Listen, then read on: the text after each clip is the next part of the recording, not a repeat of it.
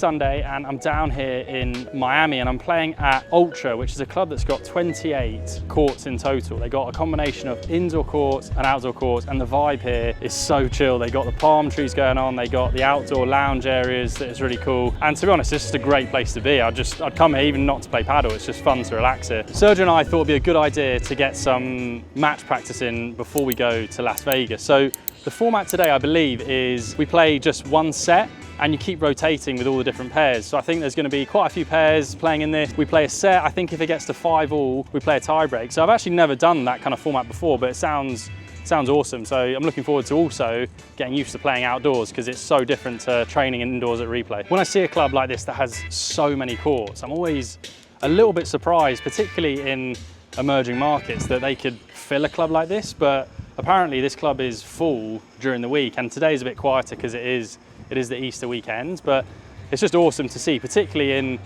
a country like the US where it's growing. I know that paddle is quite already established in Miami, so it's slightly different to the rest of the US, but it is great to see a club this big and to be so popular already in the US, which is such a growing market. I'm looking forward to playing some matches before we go to Vegas with Sergio because we train quite a lot, but Las Vegas is going to be outdoors as well, and so funnily enough, I haven't actually played that many matches outdoors in sunny conditions because in the UK you don't really get a chance to, and in Spain typically I've always played indoors, so I'm actually looking forward to getting out here and playing in these conditions. They're fast, the smash is going to work really well, so I'm looking forward to getting out here and competing.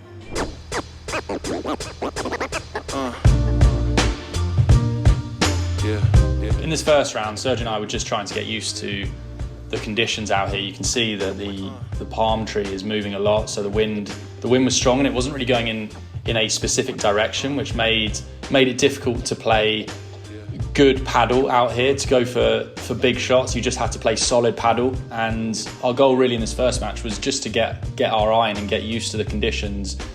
For both sides it was a struggle. It was a struggle to control the ball, and because the conditions were all so fast and outside, it made it even tougher to play good looking fast paddle. So our goal in this first match was just to play solid paddle and to get the win.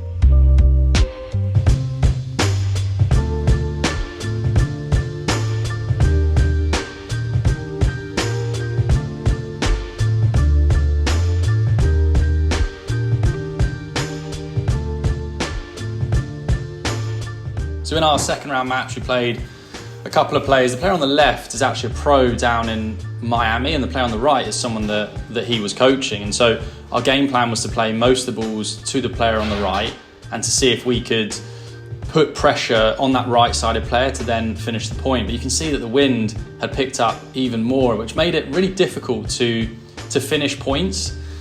Even though the conditions were fast and it was useful to smash, it made it really difficult to actually time that smash on the 3 meters. And so we ended up playing a lot of Bandecas, a lot of Vibras if we could, but it just made it super difficult to finish the point. So as a result, we had some really long points, some good battles out there, and we managed to come through this match.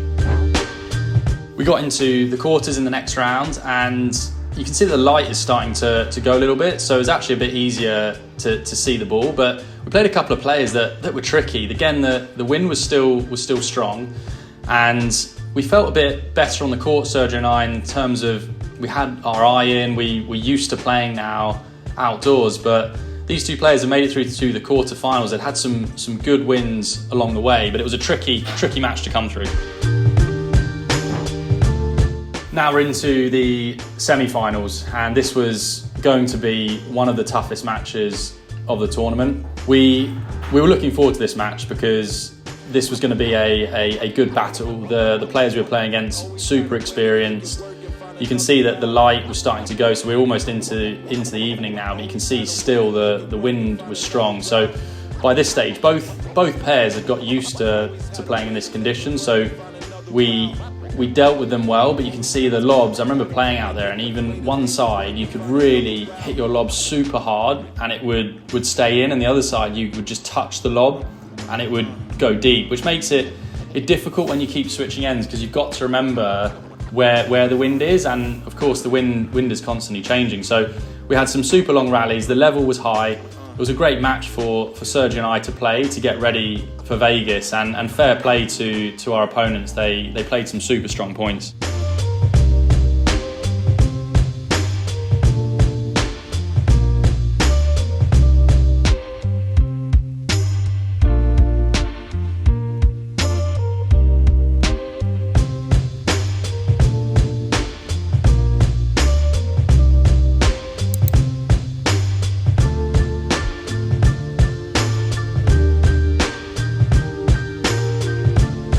We couldn't quite get through that first set. We had a few narrow chances, but we couldn't take them. And both pairs were struggling with the conditions out there. It's quite difficult to see here, but the wind was swirling so much. From one side, you would touch a lob and it would go deep and you would potentially miss it. And from the other side, you could really hit the ball into that wind and the wind would hold the lob up. So that made it tricky, particularly as they had a left-hander on their side, which meant that our lobs through the middle were on both of their overheads. So it was a great match for Sergio and I to play. The conditions are going to be similar out in Vegas, and I think this pair that we were playing are also going to Vegas too. So it was a strong match. We didn't quite come through it, but it was good match practice and good for Sergio and I before we go to Vegas.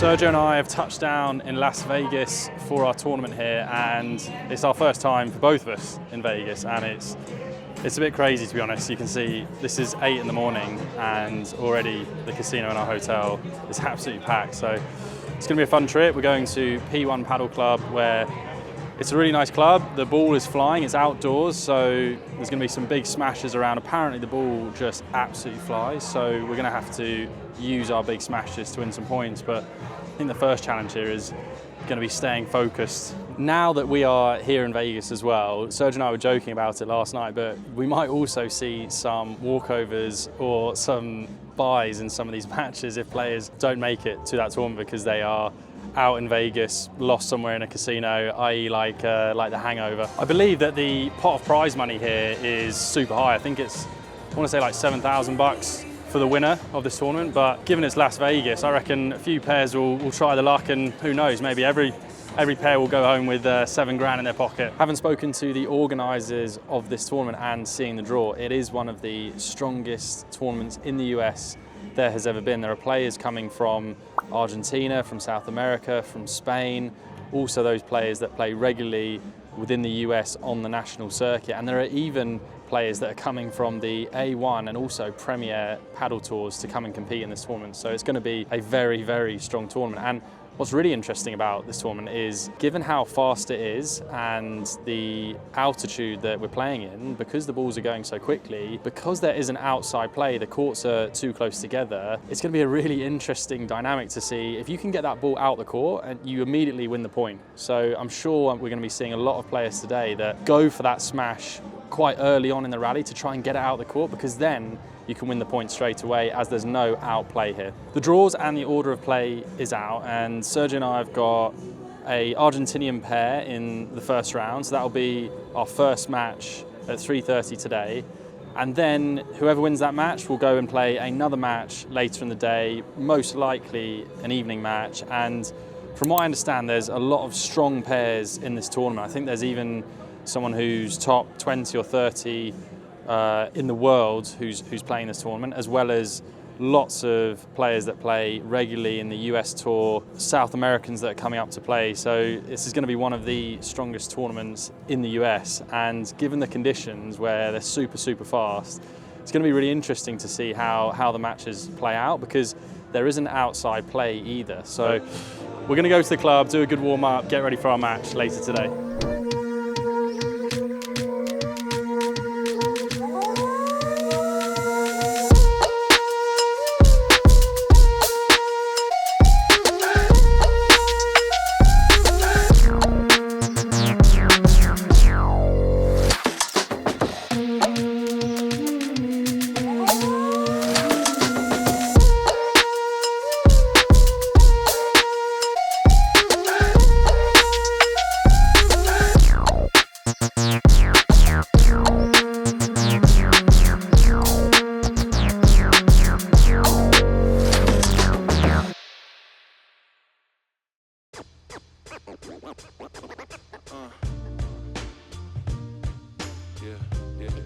So if we thought that Miami was windy, this was just a completely another level. You can see that both Serge and I got our sunglasses on from the far end. It's super, super windy. The wind is swirling on this court, which made the match, the level, a little bit up and down. You can see even with the lobs that they would go up in the air and they would just move from that right side of play all the way over to the left. We were playing a couple of Argentinian players. I don't know many of the players on the US circuit, but apparently these guys had some good results in some of the US tournaments. But you can see just how much that ball was moving, and the points ended up being long, tough, not the prettiest paddle that we've ever played, but it was really about making those important points count. In that first set, Serge and I just made a few too many errors and gave the team the upper hand.